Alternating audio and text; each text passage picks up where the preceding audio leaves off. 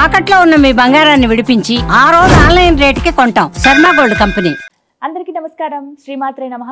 దేవీ శరన్నవరాత్రుల శుభాకాంక్షలు. ప్రస్తుతం మనతో పాటు ఉన్నారు శ్రీ శ్రీ శ్రీ ఆనంద శివకామేశ్వరి సన్నిధానం పీఠాధిపతులు శ్రీ శ్రీ శివకామేశ్వరి ఆనందమయ్య అమ్మ. మాతాజీతో మాట్లాడి ఈ నవరాత్రుల్లో ఏ రోజు ఏ రకమైన అలంకారం చేయాలి అమ్మవారికి, అలాగే ఎటువంటి నైవేద్యం సమర్పించాలి, ఏ రంగు అమ్మవారికి ప్రీతి, ఎలాంటి పుష్పాలు పెట్టాలి, ఎలాంటి నామస్మరణ మనం ఆ రోజంతా చేయాలి తెలుసుకుందాం. మాతాజీతో మాట్లాడదాం. అమ్మ నమస్కారం. శ్రీమాత్రే నమః. శ్రీమాత్రే నమః. ఎలా ఉన్నారు? బాగున్నానమ్మా. దేవీ శరన్నవరాత్రుల శుభాకాంక్షలు మీకు కూడా.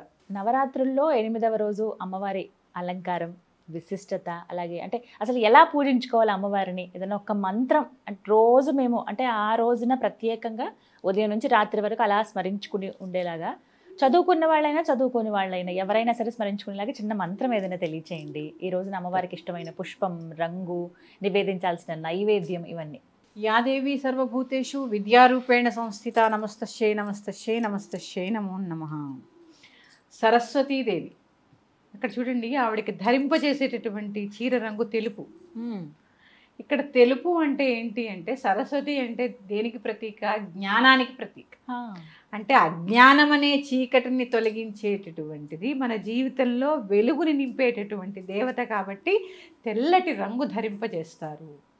ఇది గమనించాలి. చాలామంది తెల్లచీర కడతారు అమ్మవారికి, తెల్లచీర కట్టించేస్తున్నాం కాదు. ఎందుకు కట్టిస్తున్నాం? కాస్త కూస్త అజ్ఞానం మనలో తగ్గాలి అని, తగ్గాలి కదా. ఇది ముఖ్యంగా ముందు గమనించుకోవాల్సింది. ఆవిడకి ఇష్టమైనటువంటి ఆ రోజు పూజ చేసేటటువంటి పూలు తెల్ల కలువలు.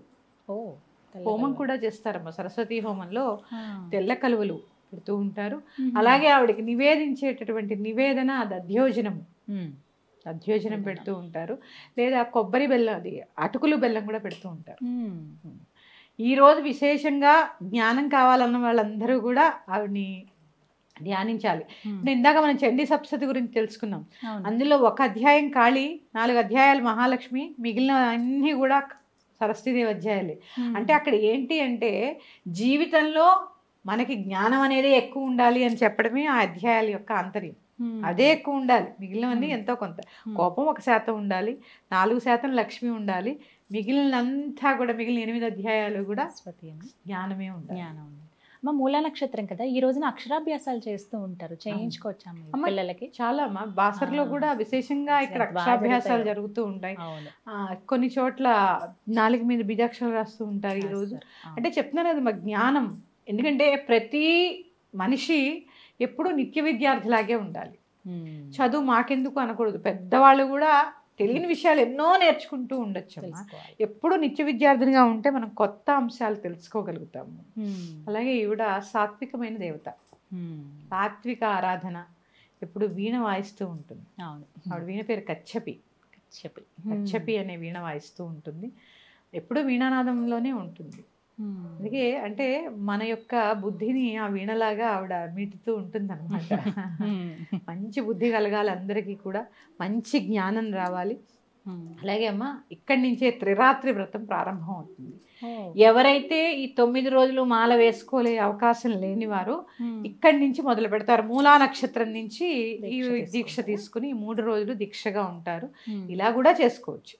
9 రోజులు పూజ కుదరని వాళ్ళు ఈ 3 రోజులు కూడా విశేషంగా అమ్మవారిని అర్చించుకోవచ్చు. సప్తమి, అష్టమి, నవమి, విజయదశమి అంటే ఇంకా పండగే కదా. అవును, పండగే కదా.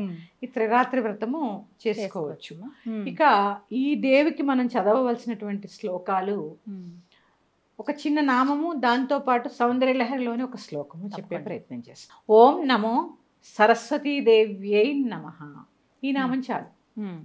చక్కగా కూడా చక్కగా చదివించవచ్చు. ఎందుకంటే బీజాక్షరాలు ఇవన్నీ కూడా మేము చెప్పలేము.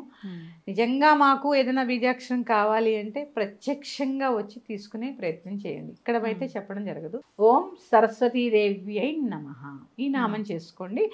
అలాగే సౌందర్యలహరిలోని 15వ శ్లోకము సరస్వతీదేవి యొక్క శ్లోకం. అది నేను చెప్పే ప్రయత్నం చేస్తాను. ఆ శ్లోకం కూడా సౌందర్యలహరి పారాయణ అంతా కూడా చేసుకోండి. లేదా ఈ 15వ శ్లోకం అయినా చదువుకోండి. శరజ్యోత్స్నా శుద్ధాం శశియుత జటాజూట మకుటాం వరత్రా సత్రాణ స్ఫటిక ఘటికా పుస్తకరాం సకృన్నత్వా నత్వా కథమివ సతాం సన్నిదధతే మధుక్షీరద్రాక్షా మధురి మధురీణాపణితయః. ఈ శ్లోకం మీరు నేర్చుకొని మీ పిల్లలకు నేర్పించండి. చదువు బాగా వస్తుందమ్మా. శరజ్యోత్స్నా శుద్ధాం, జ్యోతిలాగా శుద్ధంగా ఉంటుంది. శశియుత జటాజూట మకుటాం అంటే అర్థం తెలుసుకుంటే ఒళ్ళు పులకరిస్తూ ఉంటుంది. ఇప్పుడు అర్థం చాలా చెప్పాలి, అర్థం చెప్పాలంటే ఈ శ్లోకాన్ని మీరు చదవండి, మీ పిల్లలకి నేర్పించి ప్రతిరోజు చదివింపజేసే ప్రయత్నం చేయండి, తప్పులు లేకుండా. చాలా విద్య లభిస్తుంది. సౌందర్యలహరి అంటేనే ఒక మహిమాన్వితమైన గ్రంథం, అందులో మహిమాన్వితమైన శ్లోకాలు ఇవి. ఈ 15వ శ్లోకం అందరూ పారాయణ చేసుకుని, ఇందాక నేను చెప్పినటువంటి నామాన్ని చేసుకుని ప్రతిరోజు లలితా సహస్రనామం చదవడం అనేది తప్పకుండా చదివి తీరాలి. ఇంకా మేము చండీ పారాయణ చేస్తామంటే 9 ఇక్కడి నుంచి మొదలుపెట్టి మిగిలిన 3 రోజులు చేయండి.